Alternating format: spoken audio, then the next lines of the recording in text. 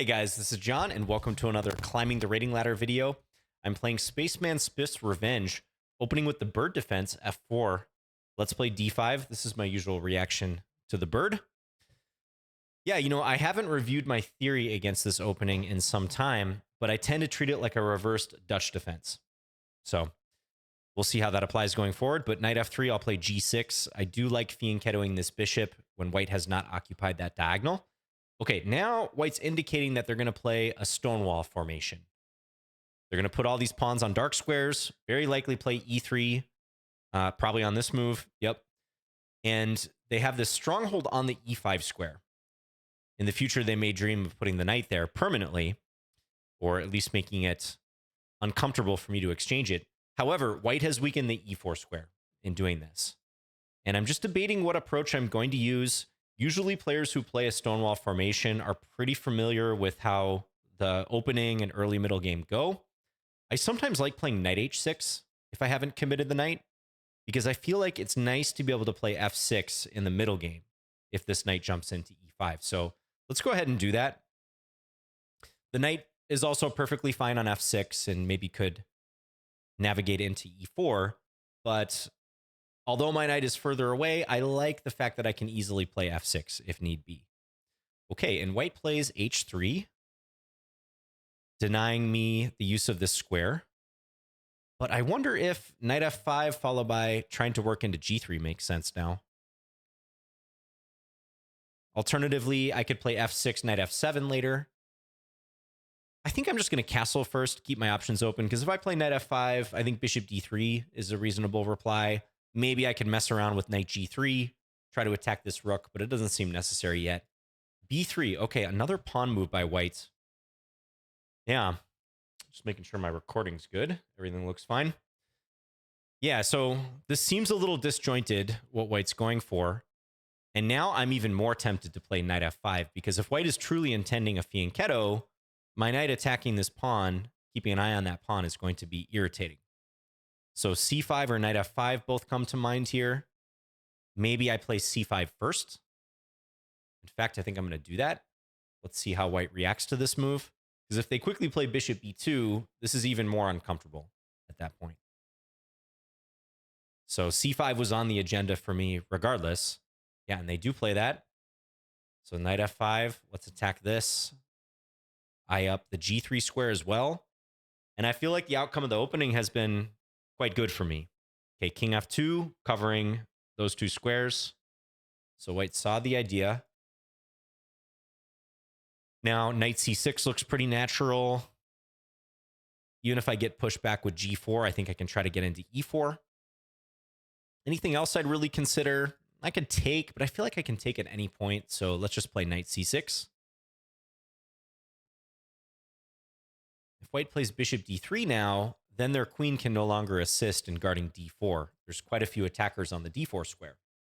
I have 4 attackers, 1, 2, 3, 4, and they have, as of now, 4 defenders, and actually they just lost a defender on that square, queen c1. So let's take the pawn, shall we? Go ahead and scoop the pawn.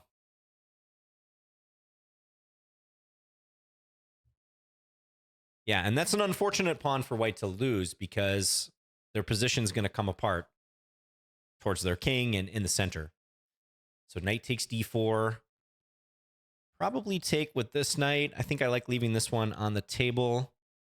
Both options look really good, though. Yeah, let's take this. I'm even thinking if pawn takes, if I could get away with e5 and then queen check. But it doesn't look necessary. Does not look remotely necessary. So let's just play knight takes d4. Queen b6 is something I'm looking at pretty seriously here too. Line up with the queen. This is undefended, so there's also moves like knight f3 that could make sense, although white has queen c1. Knight takes b3 doesn't appear to work because white plays c takes b3 and the queen defends laterally. So let's go for the queen b6 move. And white's in rough shape here. I think this might be over soon because naturally they'd like to escape this situation here. But if they play something like king g3, trying to sneak into h2, knight f5 is a killer. because after king h2, I can take the bishop. And if they take d4, I can take with the bishop or the queen. Doesn't really matter. I'd probably take with the queen just to force a queen trade, and then pick up the rook in the corner.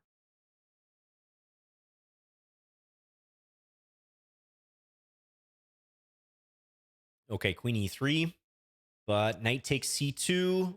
Looks like it's going to be game over. That looks like it's just going to win a decisive amount of material. Rook in the corner is going to be lost soon. No rush. Just take with the king. All right. And my opponent resigns. Yeah, not the most instructive game because things collapse pretty quickly for whites, but I do think that shows the value in this knight h6 operation. It just gives an interesting little take on the situation where I can potentially use the f5 square. We can get in to a different square maybe. But yeah, white played too many weakening moves too early.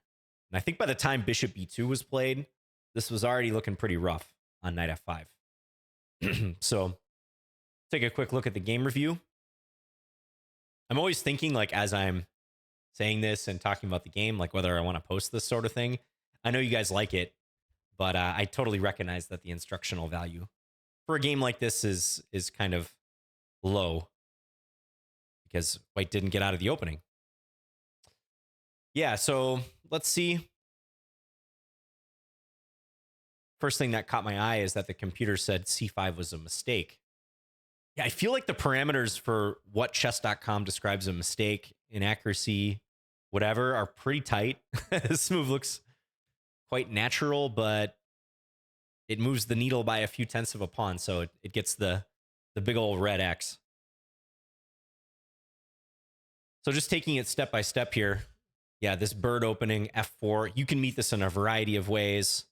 I know one time as a kid, I tried to meet this in sort of a cheeky way. I played e5, and my opponent played e4, and we were suddenly in a king's gambit, and I didn't know anything about the king's gambit.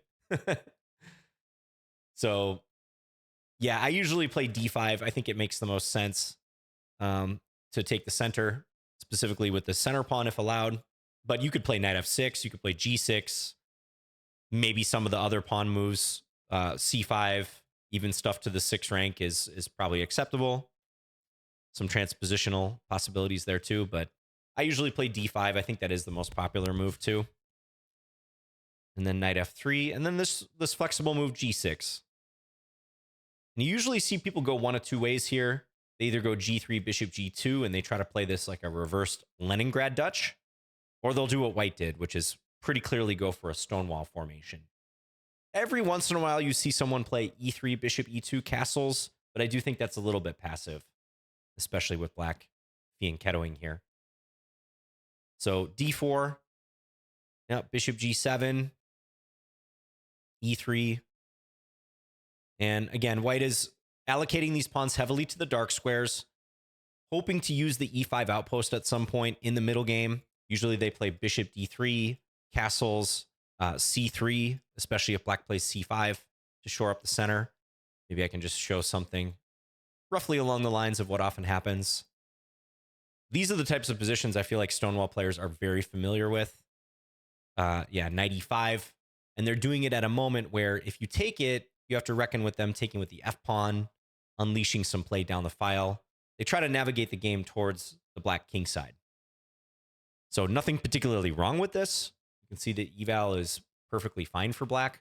But I have found if this knight is sitting on e5 and you don't have the kick f6 available, again, customary apologies to Ben Feingold, but having f6 available is pretty handy in these positions, especially if you don't want to take and allow the pawn to take towards the center. White might try to delay that too, like knight bd2 here would be fine. We can look at the opening book. Yeah, knight bd2 is actually the most common move in this position. So developing, if I go back just to show that, I guess I lost my line, but yeah, something along those lines where white will eventually work that knight into e5, or potentially play queen e1, queen h4 along with knight e5. It's possible for them to get some initiative towards the black king. And a lot of players feel uncomfortable as black because you don't have an easy pawn break. It's so hard to get in e5 when white has a grip on that square. Kind of feels like you're waiting for white to demonstrate something on this part of the board. So again, nothing particularly wrong with this for black. You can see the evaluation. You can see that this stuff has been played a lot of times. But I have found when someone early on in a game signals that they're going to play a certain system, if you play a little bit of a twist on what they're used to, like this knight h6 move, I think getting into f5 is a perfectly decent route for the knight, but mostly I want to keep f6 on the table. That can confuse people. They can sometimes go astray, and often quickly, like you saw in this game. So maybe I can look at the opening book here for a second. Yeah, look at black stats in this line. They look very, very good. Following 97 games, and white's percentages are not too healthy. Maybe we can just kind of scroll through here. Bishop d3, castles. Yeah, this would be sort of typical. Queen c7 to guard this pawn.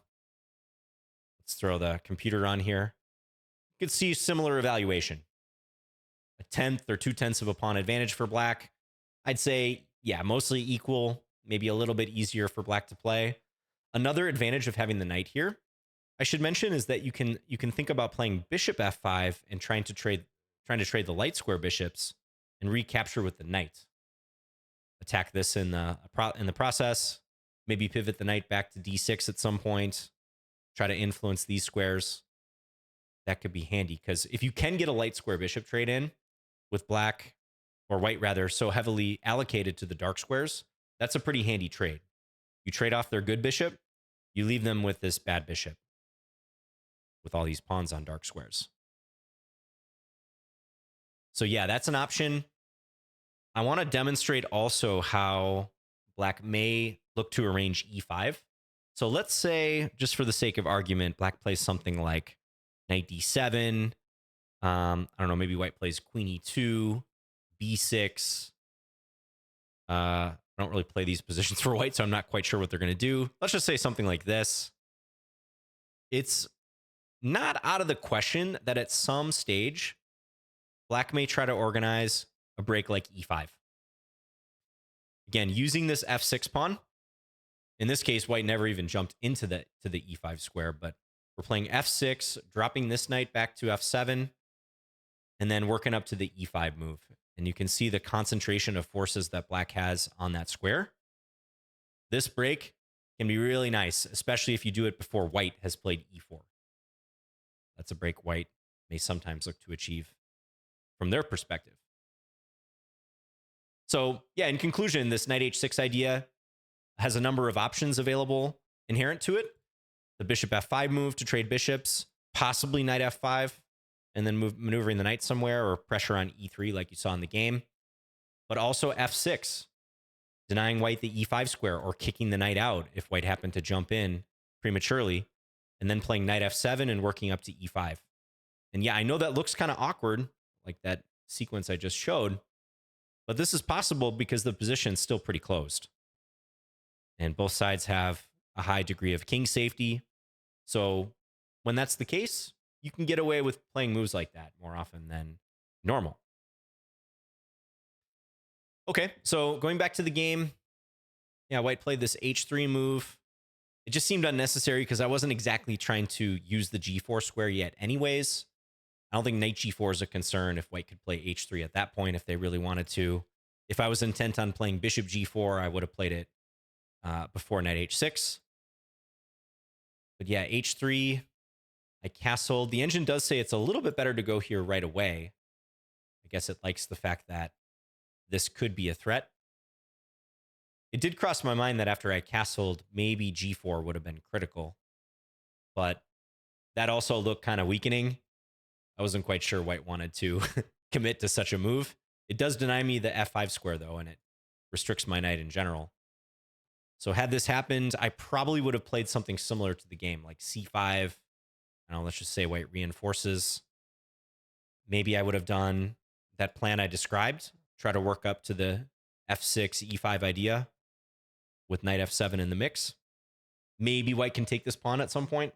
That's potentially something that could occur. But given how h3 didn't strike me as a critical move, I didn't want to burn all my time trying to find a accurate move against it when castling just seemed perfectly fine. So castles, and probably b3 is even more of a mistake than h3. I think white's just getting into territory where they played so many pawn moves in the first 10 moves here that not only is their development being neglected and their king remaining in the center for longer than they'd like, they're creating a lot of weaknesses. So that's the thing about this structure. It's, yeah, you get this, there's this one big upside, this control of the e5 square, but there's a clear downside in the weakening of e4, which can't be covered by white's d or f pawns anymore, and the backward e pawn. And I think when you throw squares like g3 now being weak into the mix, the bishop coming to b2, undefending the pawn on e3, this starts to get very shaky. I think the margin for error for white is slim at this stage. So c5 seemed pretty natural. Again, the computer's calling for white to play g4 to try to restrict my knight. But, okay, they played bishop e2, and then knight f5 comes with tempo on this pawn. Yeah, it looks tough already. Like if queen d2 to defend the pawn, knight g3 hits the rook, I can come to e4. Yeah, queen e2. I feel like white's coordination is just already pretty toast here. I've got easy pressure on d4. Queen can pop out to a5. Probably my light square bishop can get involved without too much of a problem. This bishop looks pretty sad on f1. So, okay, king f2. Knight c6. Yeah, and then queen c1. Probably the definitive blunder that lost white the game. But blunders tend to happen in positions that are already difficult. So I think white's feeling the squeeze here. I'm not necessarily threatening to take on d4 yet, but queen b6 could be coming. Knight d6 to e4 could be coming. Again, if white played something like bishop d3 even, that's a natural move in the system. That's the normal square for the bishop. But that's a blunder because I can take. And as I said in the game, white's queen can't participate in the defense of d4 anymore. So take, I can take here. Wins a pawn. Also, if bishop takes f5 there, I have d takes e3 check in between move, opening up this. Bishop takes b2. So just an ugly position for white. Yeah, I think g4 does still make some sense, but then this and knight d6, existing pressure here. Possible f6, e5. I still haven't totally ruled out that plan. Uphill battle for white. They're going to have to play with some sort of permanently weak king. But this would have been a better defense. Okay, so queen c1, I take, and I think the position is beyond repair at this point. Yeah, take. Again, I was thinking about moves. e5, queen h4. The computer actually says that's good. But it just seemed one of those things. I know myself, I could easily spend 2 minutes looking at that, trying to convince myself to play it. And it's like, why even take that risk of getting in time pressure and messing up a objectively won position? So knight takes d4 seemed much more practical. Yep, queen b6 aligned with the king. And looks hard for white to even avoid losing material here. I mentioned if they go king g3, there's knight f5 check. And then bishop takes on b2. Yeah, and that was that. Okay, so I will still post this game. Not like if you weren't seeing this and listening to this, you would know that, that I had decided not to post it. Maybe you'll find it instructive. Hey, I mean, even if you pick up one thing from like this opening, this setup, playing knight h6 and some of the possibilities inherent to that. Bishop f5, f6, knight f7, knight f5, knight d6. Maybe that can help you. Maybe that will stick in a future game. So yeah, I wish this was more competitive, but I'll try to post another one of these again soon. Hope you guys have been doing well. Let me know if you have any particular questions against this Stonewall Dutch, or reverse Stonewall, I should say. There's a fair amount of players. There's definitely a cohort of players online who like to play this sort of thing. And again, I think they kind of see a bunch of games that go roughly the same way, as I was showing, where white can eventually get into e5. But if you put a little bit of a twist on what they're used to, and you have a little trick up your sleeve, not even in terms of a tactic, but just deploying your pieces in a unique way, often that can throw players. So let me know if you have particular problems against the bird or the Stonewall Dutch, reverse Stonewall. I'd be happy to discuss them. All right. Thanks, guys. Hope you're doing well, and I'll be back again soon with another video.